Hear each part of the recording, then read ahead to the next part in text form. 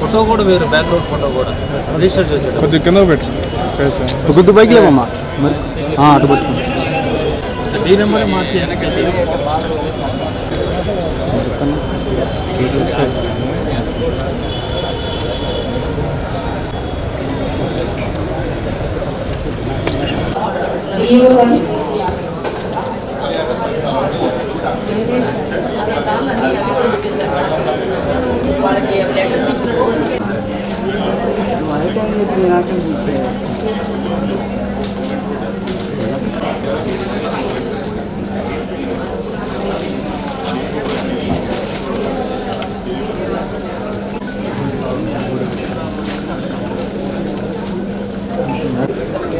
మీరు ఆఫీస్లో వెళ్ళి వెతికి ఏం కావాలో తీసుకోవచ్చు కదండి. ఆర్టీఐలో ఇన్స్పెక్షన్ పవర్స్ ఉన్నాయి కదా,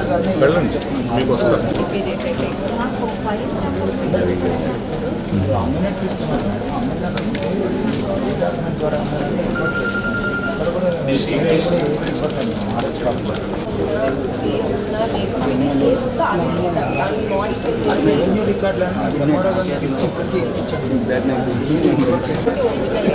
ఒరిజినల్ కాదంటే మేము అది ఫ్రాడ్ కంప్లైంట్ చేయండి. మీ వాళ్ళు ఇట్లా సర్టిఫై చేసిస్తే ఒరిజినలే కదా.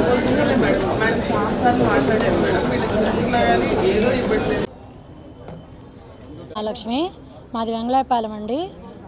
పొలం వచ్చేసి నందివెలుగు రోడ్డు, పాత గుంటూరులో అండి. 590 అనే ప్లాట్లో మేము మా నాన్నగారు, మా తాతగారిది, మా నాన్నగారు మా ముగ్గురికి చేశారు. 100 గజాల కాడికి ముగ్గురు కూతుళ్ళకి. మాకు చెందిన పొలాన్ని మా పెద్దనాన్నగారు కుర్రా గాంధీ అనే అతను 570 అని నెంబర్ వేసి వాళ్ళ మనవరాలు కుర్రం శ్రీలక్ష్మి అనే అమ్మాయికి చేశాడండి. Double registration. తనకి పవర్ లేదు అసలు. మా నాయనమ్మ గారు చనిపోయినా కానీ తనకు పవర్ లేకపోయినా రిజిస్ట్రేషన్ చేస్తున్నాడండి. మా ప్లాట్లోది తను మనవరాలకు చేశాడు. మాకు న్యాయం జరిపించాలి, మా ప్లాట్ మాకు ఇప్పించాలి. మాది మేము మా సమస్యల వల్ల మేము వేరే అతనికి షకిల్ అనే అతనికి అమ్ముకున్నాము. మేము తను ఇబ్బంది పడుతున్నాడు, మాకు న్యాయం జరిపించాలండి.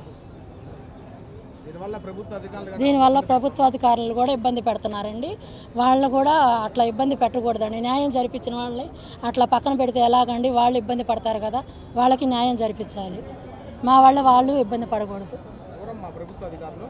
సర్వేర్ గారికి మంచి రిపోర్ట్ ఇస్తే ఉన్న రిపోర్ట్ని న్యాయంగా ఇచ్చినందుకు తన విధుల్లోంచి పక్కకు తొలగించాలని చెప్పారు. అలా చేయటం కరెక్ట్ కాదండి. ఇది మాది మామూలుగా తాత నుంచి వచ్చిన ఆస్తి అండి. ఇది మా తాత గారిది, మా నాన్నగారు మాకు ఇచ్చారు.